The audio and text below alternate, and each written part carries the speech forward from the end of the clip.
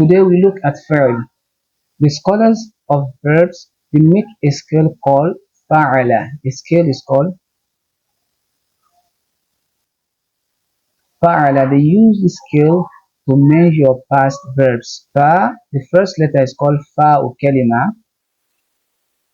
The second letter عين is called عين كلمة. The third letter lam is called لام كلمة. They use this scale to measure all past verbs. So that's why they divide verbs into categories. They have verbs that are three letters without any addition. They call them ثلاثي mujarrad. They have verbs that are three letters and additional letter. They are ثلاثي mazid. Then they have verbs that are only four letters. They are rubai mujarrad. Then they have verbs that are four letters plus another additional letters. They are rubai mazidu fi. So in this case, we are talking about ثلاثي mujarrad. ثلاثي mujarrad. They are three letter verbs. Example: ضرب, سمع, كتب, فتح,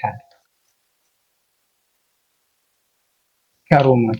So these are example of three letter verbs, meaning ضرب, ضرب. They are ثلاثي mujarrad. It's made up of all three letters. ضرب. This is made up of also three letters. سمع, كتب, فتح, كرم. The scholars of verbs, they are most concerned in this case is the middle letter. The scales that they use to measure in past verbs, which are فعل الماضي, they are most concerned is the عين الكلمة, the middle letter, the عين الكلمة. How it changes.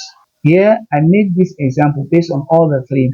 This one, its عين الكلمة is fatha. This one, its عين الكلمة is kasra. The harakat here is kasra. Then this one, the عين الكلمة is dhamma. So these are the three ways that a verb can come in the past tense.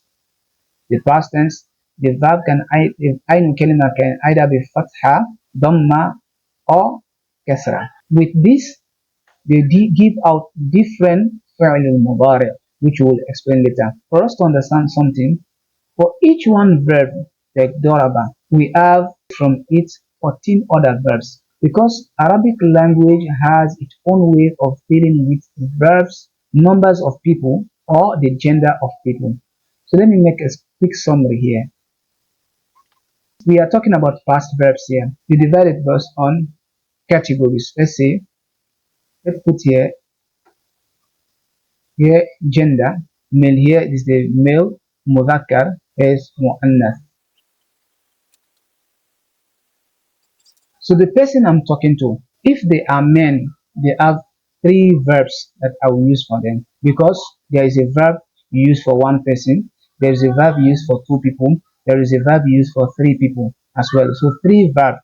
First verb, how you talk to one person. Second one, the verb used for two people. Then third verb, the verb used for three people.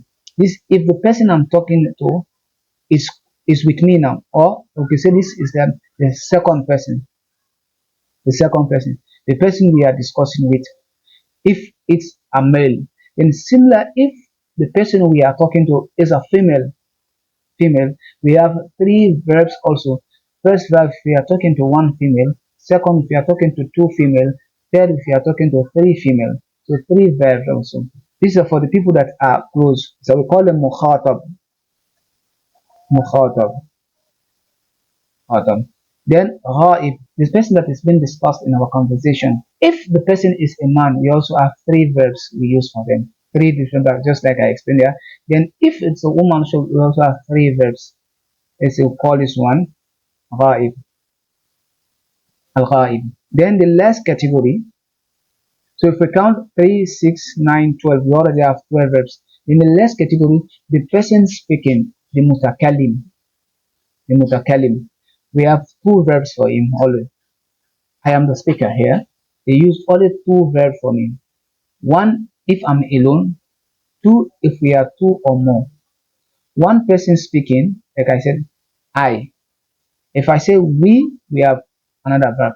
So it's not like this one when we have two, one, two, and three upwards. But here we only have one and two upwards. So we have two verbs for mutakalim. So these are the summary of fa'il madi.